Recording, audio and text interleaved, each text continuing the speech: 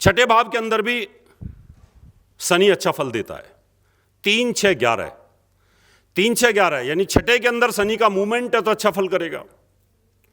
लेकिन अगर वहां से 9वें भाव के अंदर, देखिए बड़े ध्यान के साथ सुनिए आप इस बात को, छठे के अंदर शनि मूवमेंट कर रहा है यहां 1 यानी 6 7 8 9 चौथा, यानी शनि से चौथा, और शनि अगर तीसरे में मूवमेंट कर रहा है तो वहां से 12वां भाव, वो भी 10वां, यानी 10वें पे रिफ्लेक्शन रोक रही है और चौथे पे भी उसकी रिफ्लेक्शन को रोका जा रहा है।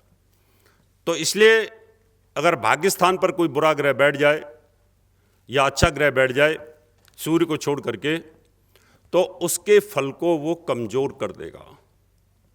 कई बार ज्योतिषी बोलता है कि आपको तो 11वें भाव में चलेगा शनि, आपका अच्छा होगा, लेकिन अच्छा नहीं हो पा रहा। आपका तीसरे भाव में चलेगा, नहीं हो पा रहा। छठे भाव में चलेगा, नहीं हो पा रहा। इसी प्रकार से अभी मीन राशि के ऊपर शनि की 7.5, कुंभ राशि के ऊपर पीकाबर में 7.5 और मकर के ऊपर उतरती हुई। वैज्ञानिक पूछेगा हमसे, आपसे भी पूछेगा कि 3 राशियों पर शनि की 7.5 कैसे चल रही है, शनि की क्या रहस्य है, एक पे क्यों नहीं चलती? 3 का कोई वैज्ञानिक रहस्य है? तो हमारे ऋषियों ने कहा कि हां है। वो इसलिए है कि शनि पृथ्वी से भी दूर है और सूर्य से बहुत दूर है। जब सूर्य की रिफ्लेक्शन शनि के ऊपर जाती हैं, वहां से उसकी रिफ्लेक्शन ऐसे फैलती हैं, जैसे आप कार सड़क के ऊपर चलाते हो तो सड़क के मध्य में तो कार की लाइट रहती ही है, लेफ्ट और राइट उधर जो गड्ढे होते हैं उधर भी लाइट रहती है, क्योंकि वो बहुत दूर है। अगर आप खाली टॉर्च लेकर के चलो तो सड़क ही सड़क पर दिखाई देगा आपको, फिर आपकी गड्ढों की तरफ लेफ्ट राइट में रोशनी नहीं जाएगी। शनि जब इतना दूर है, दूर होने के कारण उसकी लाइट जो है वो लेफ्ट राइट पे फैलती हैं, और इतनी फैलती हैं कि 30 डिग्री के ऊपर तो वो लाइट देता ही है सीधा सीधा। 30 डिग्री की एक राशि कुंभ राशि पर 30 डिग्री लाइट देगा, लेकिन 30 उतरती हुई लाइट होगी और 30 चढ़ती हुई लाइट हो जाती है। और जैसे ही वो ऐसे मूव करेगा वैसे ही शिफ्ट हो जाएगा। अभी वो मकर से कुंभ की तरफ शिफ्ट हुआ, कुंभ पर 30 डिग्री पर सीधी सीधी लाइट आ गई, मीन के ऊपर चढ़ती हुई शैडो आ गई और मकर से उतरती हुई शैडो आ गई। जब हम वैज्ञानिक को समझाते हैं कि ये इसका वैज्ञानिक आधार है कि इतनी दूरी पर है, उसकी लाइट जो है वो फैलती है। आप देखिए जाकर के, आप वेधशाला के अंदर देखिए, तारामंडल में जाकर के देखिए, तो आपको एहसास होगा कि वाकई सूर्य की जो रिफ्लेक्शंस हैं वो शनि के ऊपर जाती हैं और वो इस तरीके से फैल जाती हैं। तो हमारे ऋषियों ने, ऋषि पारशरी ने समझा इस बात को योग बल के तप पर। उस समय कोई इस तरह का विज्ञान तो था नहीं, योग बल पर था वो सारा की सारा। 2 राशियां और होती हैं हमारी, कर्क और वृश्चिक के ऊपर शनि की ढैया। अब ये भी पूछ सकते हैं कि शनि की ढैया 2 पे क्यों चलती है? जब 7.5 पे ही चल रही है तो 2 पे लाइट और कहां से आ गई? ये बैक लाइटें होती हैं, यानी सामने की लाइटें हो गई और फिर वो लाइटें रिफ्लेक्ट होकर के और फैलती हैं पीछे की तरफ। यानी आप ये देखें कि जब मैं गाड़ी ऐसे चलाऊंगा तो मेरी लाइट आगे आगे चलेगी ऐसे, और गाड़ी के पीछे भी रोशनी रहती है। अगर लाइट आगे को है तो गाड़ी के पीछे भी रोशनी रहती है, जहां से आप उतरते हो गेटों की तरफ भी रोशनी रहती है, और वो रोशनी हमारी ढैया के तौर पे होती है, 2.5 साल के लिए रोशनी रहती है। तो इस प्रकार से जो शनि होता है वो 5 राशियों के ऊपर कहीं ना कहीं प्रभावित करता है, और सबके ऊपर उसका फलादेश भी अलग अलग है। सबके ऊपर शनि की 7.5 का प्रभाव एक जैसा नहीं रहेगा। वृश्चिक राशि के ऊपर शनि की ढैया है, उस पर प्रभाव शनि का कुछ और रहने वाला है। कर्क राशि के ऊपर शनि की ढैया है, उस पर प्रभाव कुछ और रहने वाला है। मकर के ऊपर कुछ और है, कुंभ के ऊपर कुछ और है और मीन के ऊपर कुछ और है। अब आपको यह समझना होगा कि मीन के साथ शनि का संबंध क्या है, शनि बृहस्पति को क्या समझता है।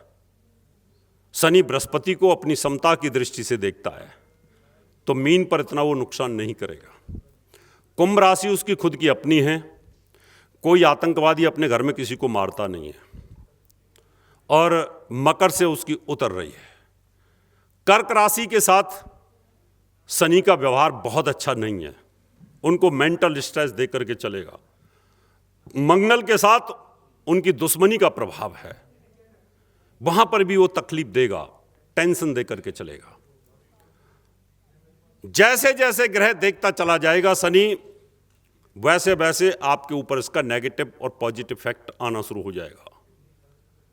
मेष राशि के लिए दशम और एकादश का स्वामी है, कैरियर के लिए लाभ के लिए अच्छा है, बशर्ते कि उसका बद न हो। वृष राशि के लिए बड़ा योग कारक है, भाग्योदय कैरियर के लिए बहुत अच्छा है, वहां पर अच्छा फल करेगा वो। मिथुन राशि के अंदर वो अष्टमेश रहेगा, मिथुन लगन में भी अष्टमेश रहेगा, एक राशि उसकी अष्टम की स्वामी है, मार्केश बनेगा, परिवार में किसी को मृत्यु तुल्य कष्ट दे सकता है। कर्क राशि के अंदर फिर मार्केश होगा, सप्तम और अष्टम का स्वामी होकर हो जाएगा और मृत्यु स्थान में चलेगा कर्क राशि के अंदर, यानी कर्क लगन से मृत्यु स्थान में जाएगा और विवाह स्थान का स्वामी होकर के मृत्यु स्थान में जाएगा, तो पति पत्नी में से किसी एक को कहीं ना कहीं मृत्यु तुल्य कष्ट देने की वो कोशिश करेगा। अब ये जरूरी नहीं है कि यंग वालों की हो जाए, अब जो बुजुर्ग हो चुके हैं, जिनका आयु खंड आ चुका है, उनको कहीं ना कहीं तकलीफ देने की कोशिश करेगा। सिंह लगन के अंदर वो छठे का और सप्तम का स्वामी है, पहले बीमारी देगा, फिर मृत्यु तुल्य कष्ट देने की कोशिश करेगा। सुख साधन रहेंगे, राजयोग भी मिलेगा, लेकिन कष्ट रहेंगे। कन्या के अंदर संतान सुख देगा, खुशियां भी देगा, पढ़ाई भी देगा, साथ में हेल्थ इश्यूज भी देगा, क्योंकि छठे के अंदर वो अच्छा फल देने की कोशिश करता है, लेकिन जहां उसका बद होगा, जहां उसका नुकसान करेगा कोई दूसरा प्लेनेट, तो वहीं पर उस समय आपको हेल्थ इश्यूज आएंगे। अच्छा ज्योतिषी ये बता देगा फलाने महीने में आपको हेल्थ इश्यूज आएंगे, 45 दिन के लिए आपको हेल्थ इश्यूज रहेंगे, फलाने दिन के लिए, इतने दिन के लिए हेल्थ इश्यूज रहेंगे। और तुला राशि के अंदर अगर देखा जाए तो फिर योग कारक हो जाता है। आप सुख साधन, मकान, गाड़ी, भूमि, जायदाद कुछ लेना चाहेंगे तो आपको देगा, दिमाग और बुद्धि से संबंधित कोई काम करेंगे तो आपको देगा, अच्छा करने की कोशिश करेगा।